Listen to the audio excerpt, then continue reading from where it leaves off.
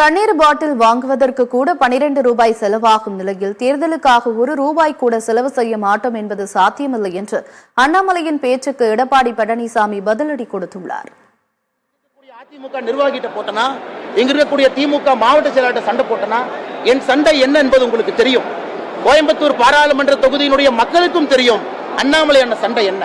அதனாலதான் இன்னைக்கு நான் சொல்றேன், எல்லா அமைச்சர்களும் இங்க இருப்பாங்க, பணத்தை கொண்டு வருவாங்க, நூற்றுக்கணக்கான கோடி ரூபாயை கோயம்புத்தூர்ல செலவு பண்ணுவாங்க.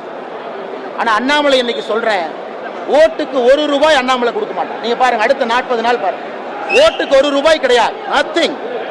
மக்களை நம்பி கோயம்புத்தூர்ல இருந்து மாற்றம் ஆரம்ப என்று நம்பி பத்திரிகை நண்பர்கள் பூத கண்ணாடி போட்டு பாருங்க.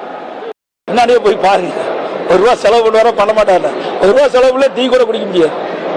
₹1 செலவு பண்ணினா டீ கூட குடிக்க முடியாது. குடிநீர் கூட ₹12 ஒரு பாட்டில், ஒரு ₹12 ஒரு பாட்டில்.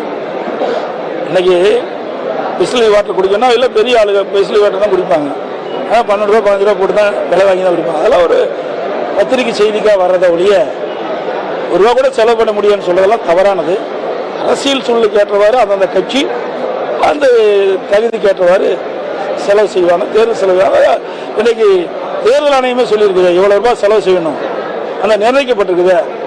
அதனால தேர்தல் செலவு இருக்கத்தான் செய்யும். காரில் போகிறோம், டீசல் அடிக்கணும்ல, இப்போ டீசலில் தண்ணியிலே விடும். அப்போ டீசல் அடிக்கிறதுக்கு செலவு பண்ணி தானே ஆகணும். அதை அவர் மறுக்கிறாரா? எல்லாம் வேணுமென்றே திட்டமிட்டு உங்களை செய்தி ஒரு பரபரப்பான செய்தி பத்திரிகையில் ஊடகத்திலும் போடுவீங்க. நீங்கள் கேட்கல, அது சொல்ல கேட்டு தானே பரபரப்பான செய்தி என்ன கேள்வி கேட்குறீங்க. அதுக்கு இது உதவும்.